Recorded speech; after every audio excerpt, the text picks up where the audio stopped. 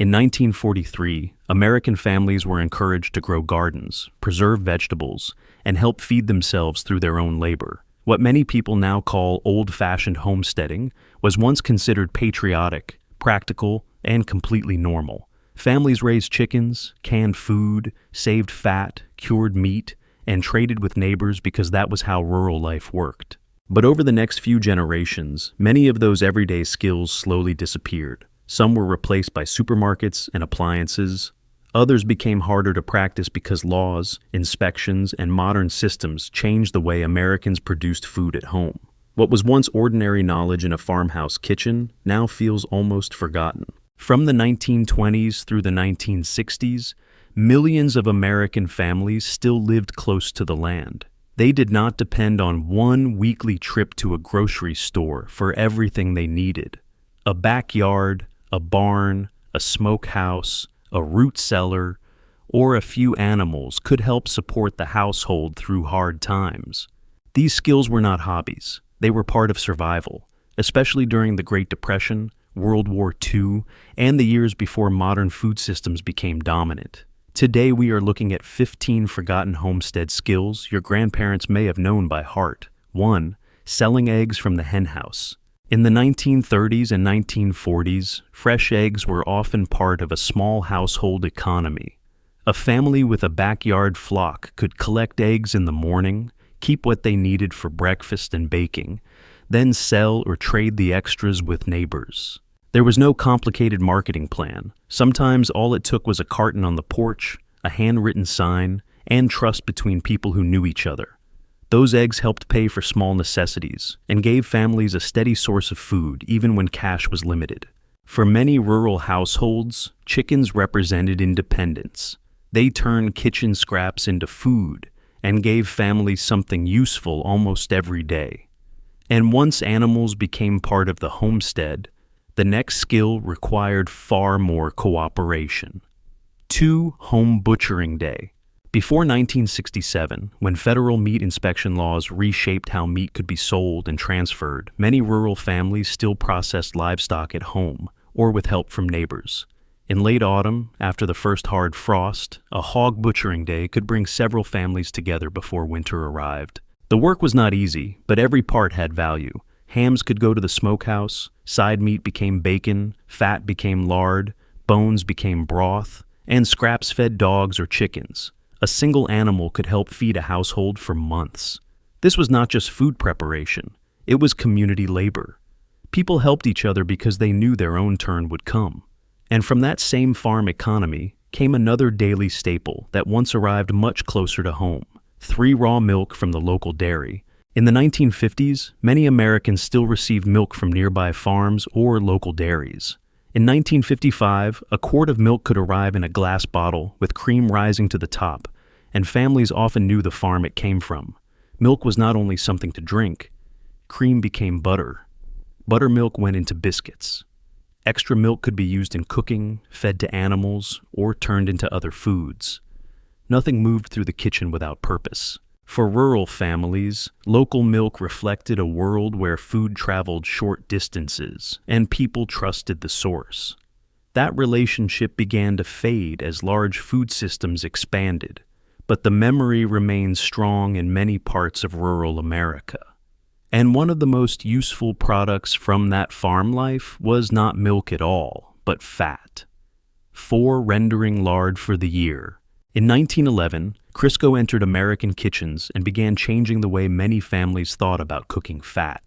But before vegetable shortening became a symbol of modern cooking, lard was one of the most valuable ingredients in a rural pantry.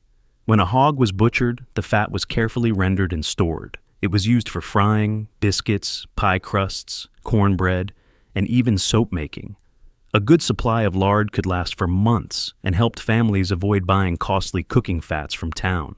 By the 1950s, many households had begun moving away from lard, but older cooks knew why it mattered. It was practical, versatile, and deeply connected to a way of life where nothing useful was wasted. That same belief shaped another structure found behind many rural homes. 5. The backyard smokehouse. Before freezers became common in rural America, The backyard smokehouse was one of the most important food preservation tools a family could own.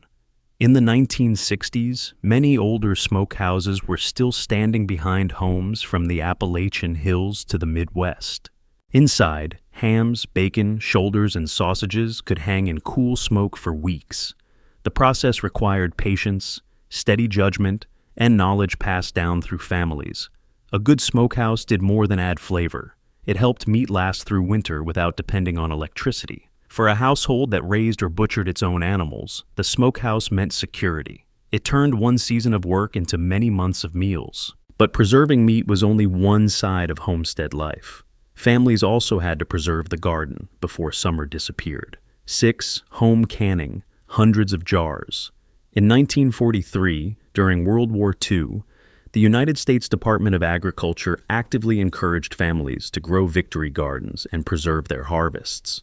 Across the country, kitchens filled with the sound of pressure canners, boiling water baths, and clinking mason jars. Green beans, tomatoes, peaches, corn, and pickles were carefully packed away for the months ahead. In many homes, a successful season could produce hundreds of jars lining shelves in a basement or cellar. Each jar represented security. It meant one less trip to town and one more meal available during winter. For families who lived through hard times, canning was not a hobby. It was a practical way to make sure the work of summer lasted far beyond the harvest season. And while vegetables filled the pantry, another animal often supplied a family with food every single day. 7. The family milk cow. Before 1962, it was still common in many small American towns for families to keep a milk cow close to home. One gentle Jersey or Guernsey cow could provide milk, cream, butter, and cheese for an entire household. Every morning began with the same routine. The cow was milked, the cream was separated, and the day's dairy supply was secured before breakfast was even served. A single animal could save a family a significant amount of money while providing a dependable source of nutrition. To many families, the milk cow represented stability. As long as the cow remained healthy, the household could count on fresh dairy regardless of shortages or rising prices. But not every valuable resource came from animals. Sometimes it fell directly from the sky. 8. Rainwater harvesting. In many Western states during the early 20th century, collecting rainwater was simply common sense. A downspout from the barn roof could direct water into barrels or cisterns where it was used for gardens, livestock, washing, and countless everyday chores. By 1909, however, Colorado's water laws began treating rainfall differently through a system of water rights that shaped the region for generations. The debate continued for decades, and it was not until 2016 that Colorado officially allowed limited residential rain barrel collection. To earlier generations, rainwater was a gift that should not be wasted.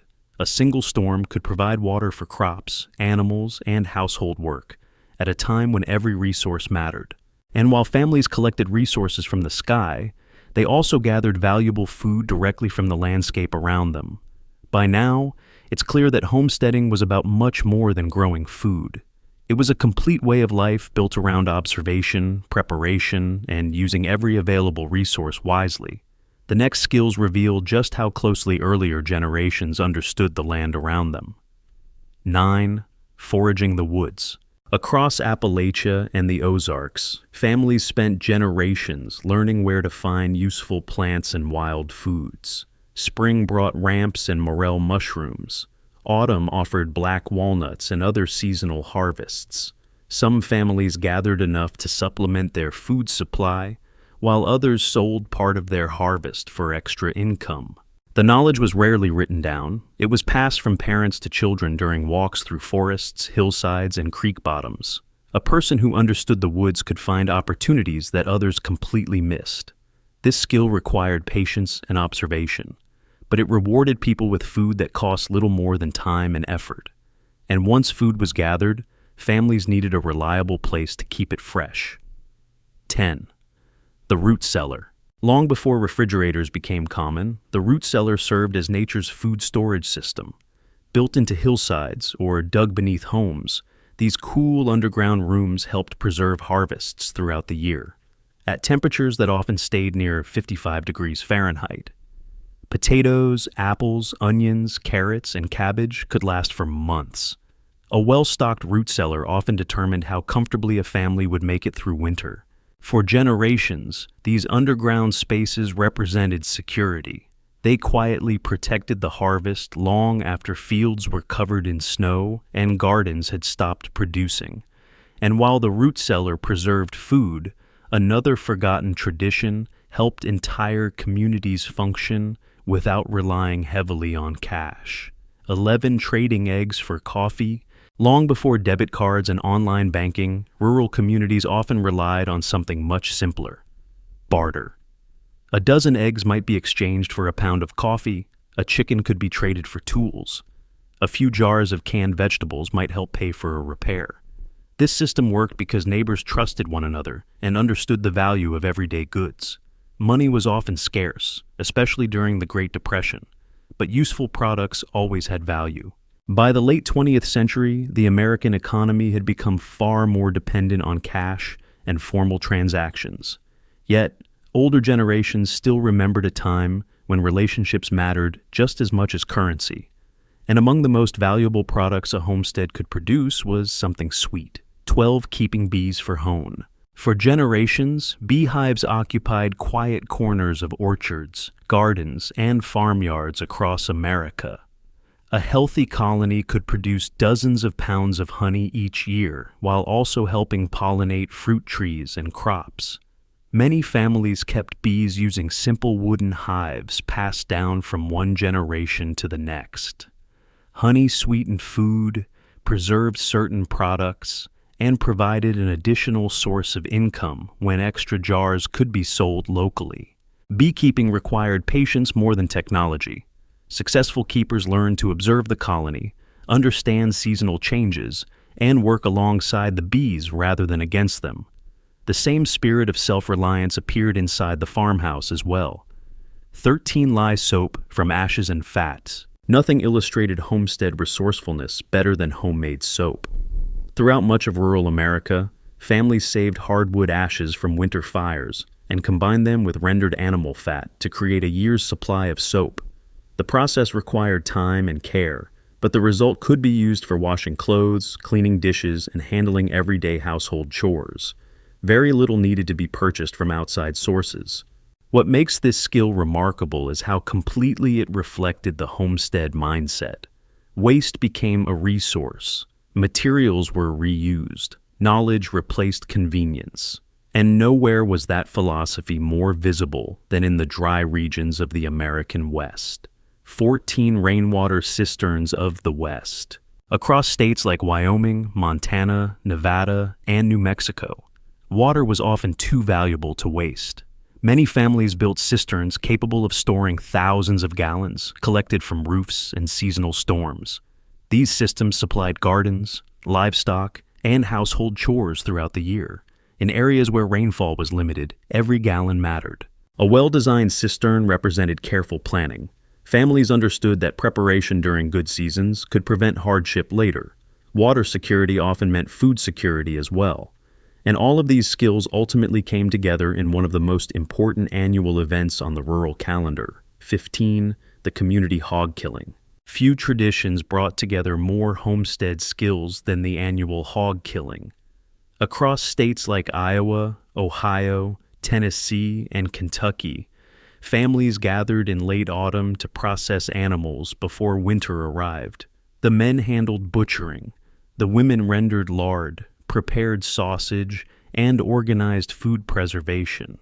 Children carried supplies and helped where they could.